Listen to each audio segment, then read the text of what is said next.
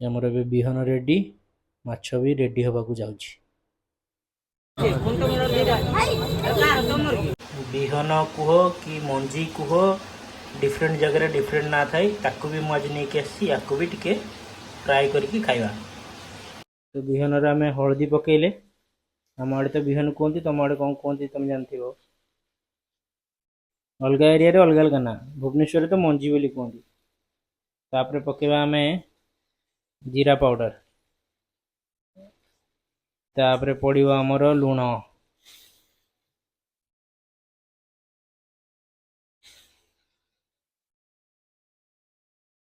एपटे होउची भजा लंका पाउडर पड़िबो बस।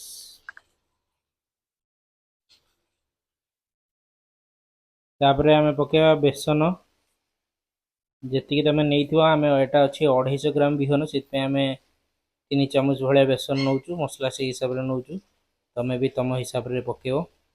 एटा को भल से गोळे दवा ताकि सब मसला वसला बेसन वेसन जेमति सब मिक्स हो जिवो। या भितर कंचा लंका पेज पड़िबो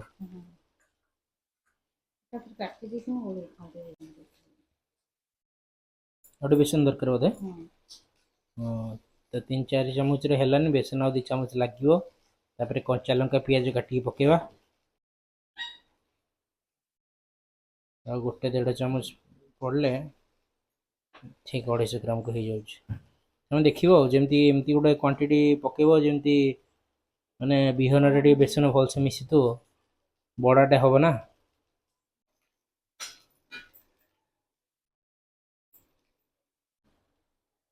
कंचा लंका टे काटिदेवा छोट छोट करके एमती ए कंचा लंका टे पकेदवा आ कौन पड़िबो पियाज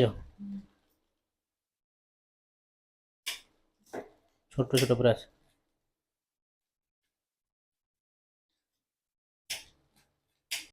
तो पियाज कंचा लंका कटा हो गला हमरो एबे ताकू मिक्स कर दवा से बिहन संगे। तो पियाज पके देले कंचा लंका पके देले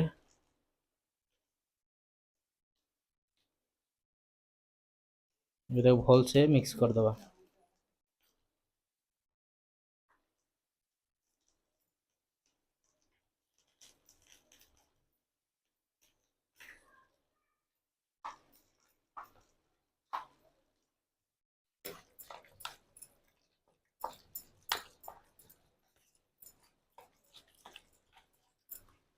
हल्दी लूण जीरा गुंड सब पड़ी कि एटा गोटे भल से मिक्स हो गला।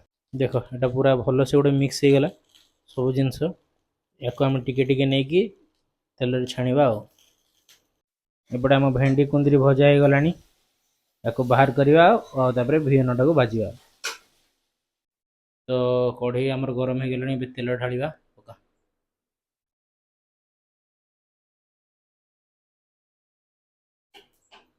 सोरिष तेल देले कहीं जिते भी किसी आइंस जिनस माने किसी भी नॉनवेज रे बनाऊच तो सोरिष तेलटा देले टी भल फ्लेवर आसे से सब नॉनवेज रे ही सोरिष तेल प्रिफर करे। चलो ये तेल टे गरम है आम छोट छोट बरा जमी छाणती सेमती करी पकेबा। तो तेल आमर गरम हो गलानी एबे हम पकेबा जमी छोट छोट माने करी पकेब पूरा बरा छाणला भाया ये हम बिहन बड़ा।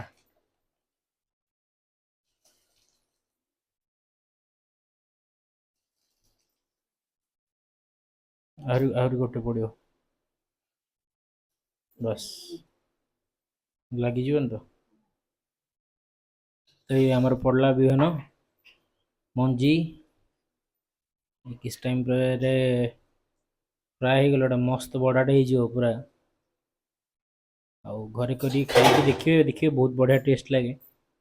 जो मैंने खाइन से निहाती भी ट्राए कर जो मैंने खाई से तो जानते यार टेस्ट देखो आउ गोटे वे भी करेंगे सरू सरू आलू काटिकी आलू सांगे आलू टमाटो पियाज देकी हल्का फ्राए कले भी मस्त टेस्ट लगे। एटा गोटे प्रोसेस एटा गोटे प्रोसेस हो।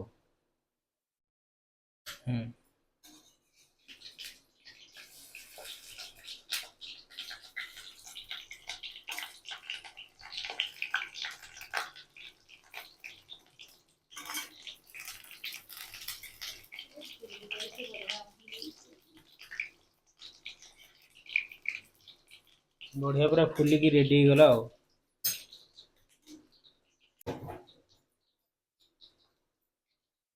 तो पूरा मस्त रेडी हो गला। एक हल्का टिके टमाटो सॉस टिके पियाज कंचा लंका टिके दଳି देई खाइबो बढ़िया लागिबो। पूरा पकुड़ी हो बिहन बड़ा बढ़िया से फुली खाए छोड़ा मिसाई नथला तो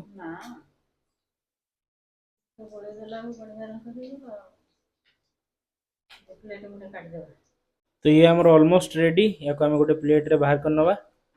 हे गला देखो केते सिंपल वे रे बिहन बड़ा मात्र 5 मिनिट रो मेहनत बाकी गोटे बढ़िया टेस्ट खाइबाटा आपण माने खाइबे। तेणु घरे समस्ते ट्राए करंतु जो माने खाई नांती आ जो माने खाइचंती से माने तो खांती से माने तो निहाती ट्राए करिया कथा हो।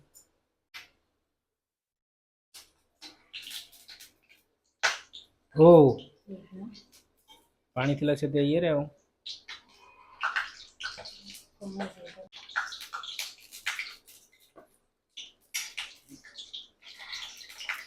देखो रेडी हो गला हमर बिहन बड़ा पियाज संगे लंका संगे पूरा लगे कि मस्त खाई परियो। तो यार रेसिपी तो देखिलो केमती हैला तो कमेंट रे जणाओ केमती लागला। और जदी तुम मन को भल लागी निहाती घरे ट्राए करी खाओ।